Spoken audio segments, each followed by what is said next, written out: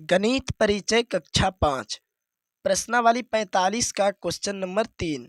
Question number 3 है निम्नलिखित कोणों के पूरक यानी लंबपूरक कोणों की माप लिखें।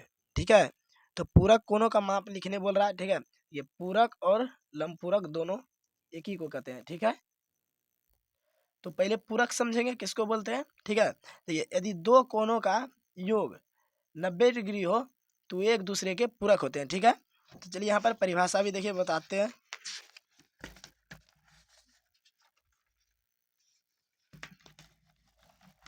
देखिए यहाँ पर देखिए पूरक कोण या लंबपूरक कोण। ठीक है, देखिए बोल रहा है यदि दो कोणों की मापों का योगफल एक समकोण यानी 90 डिग्री हो तो उन दोनों कोणों के एक जोड़े को एक दूसरे का पूरक होते हैं। ठीक है, तो समकोण कहने का मतलब क्या है, 90 डिग्री को ही समकोण कहते हैं। ठीक है, यदि दो कोणों का मापों का योग 90 डिग्री हो तो उन दोनों कोणों को एक जोड़ के दूसरे के पूरक कोण होते हैं। ठीक है, तो यहाँ पर देखिए क्वेश्चन क्या है। देखिए क्वेश्चन क्या है, यहाँ पर पूरक निकालने बोल रहा है तो 80 डिग्री दिया है तो दो मिलाकर 90 डिग्री होना चाहिए। ठीक है, तो 90 डिग्री पुरने के लिए और इसको कितना चाहिए, 10 डिग्री चाहिए। तो क्या किया, 90 में से 80 घटा दिए, जो बचा वो उसका पूरक हो गया। ठीक है, तो चलिए क्वेश्चन नंबर 3 को सोल्व करते हैं। देखिए 3 का कोण में 80 डिग्री दिया हुआ है। ठीक है, तो इसका पूरक निकालना है।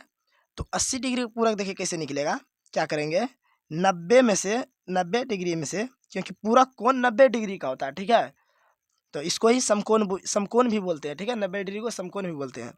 तो इसमें से 80 घटा लेंगे, कितना बच जाएगा 10 डिग्री। तो 80 का पूरक कौन हो गया 10, अगर 10 का पूरक बोलेंगे तो 80 हो जाएगा। ठीक है, तो 90 पुराने के लिए 10 डिग्री और चाहिए इसको। ठीक है, तो पूरक 80 का पूरक हो जाएगा 10। ठीक है, तो 80 और 10 90 दोनों मिलकर एक पूरक कोण बन जाएगा। ठीक है, 80 डिग्री का और 10 डिग्री का। और खो नंबर देखिए, खो नंबर दिया हुआ है 50 डिग्री। ठीक है, तो 50 डिग्री पूरक क्या हो जाएगा, 90 में से 50 घटा लेंगे तो बच जाएगा 40 डिग्री। तो देखिए, तो 50 का पूरक हो जाएगा 40। ठीक है, देखिए यहाँ पर 90 में से ही क्यों घटा रहे हैं, क्योंकि पूरक कोण का मान 90 डिग्री होता है। परिभाषा बताएं, दो कोणों का योग यदि 90 डिग्री हो तो वो एक दूसरे के पूरक होते हैं। तो दो कोणों का योग हो गया, देखिए योग मतलब जोड़, 50 को जोड़ेंगे और 40 को जोड़ेंगे तो 90 पूर जाएगा, दोनों मिलकर एक पूरक कोण बन जाएगा। ठीक है, इसलिए 90 में घटा रहे हैं, पूरक कोण का मान होता है 90 डिग्री। अब गो नंबर देखिए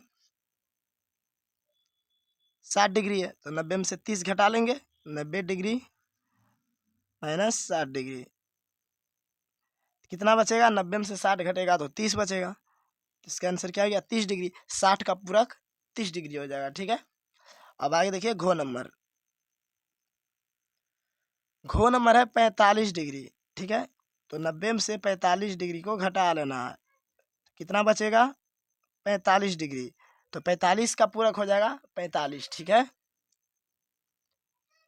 घो नंबर देखिए 30 डिग्री, तो 90 डिग्री में से 30 डिग्री घटा लेंगे तो कितना बच जाएगा, देखिए 0 में से गया 0, 9 में से 3 गया 6, 60 डिग्री बच जाएगा।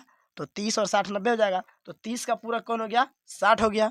ठीक है, अब देखिए चो नंबर है 65 डिग्री, तो 90 डिग्री में से 65 डिग्री को घटा देना है। ठीक है, कितना बच जाएगा, देखिए यहाँ पैसा लेंगे, 10 में से 5 गया 5, यहाँ बच गया 8, 8 में से 6 गया 2। ठीक है, सॉरी 3, यहाँ पर क्या बच गया, देखिए यहाँ 45 5, यहाँ बच गया 8 और 8 में से 6 घटाएंगे 2, यह हो गया 25 डिग्री। तो 65 का पूरक हो गया 25 डिग्री, जब 65 और 25 को जोड़ेंगे तो 90 डिग्री हो जाए। ठीक है, तब आगे देखिए क्वेश्चन नंबर 4 को। देखिए क्वेश्चन नंबर 4 क्या है, बोल रहा है निम्नलिखित कोणों में समपूरक यानी रिजी पूरक कोणों की माप लिखें। ठीक है, तो समपूरक और रिजी पूरक दोनों एक ही है। ठीक है, समपूरक बोले या रिजी पूरक बोले। ठीक है, तो समपूरक क्या हो जाएगा, तो यदि दो कोणों का योग 180 डिग्री हो जाएगा तो एक एक दूसरे का पूरक हो जाएंगे। ठीक है, तो समपूरक कोण का मान 180 डिग्री होता है और पूरक का 90 डिग्री।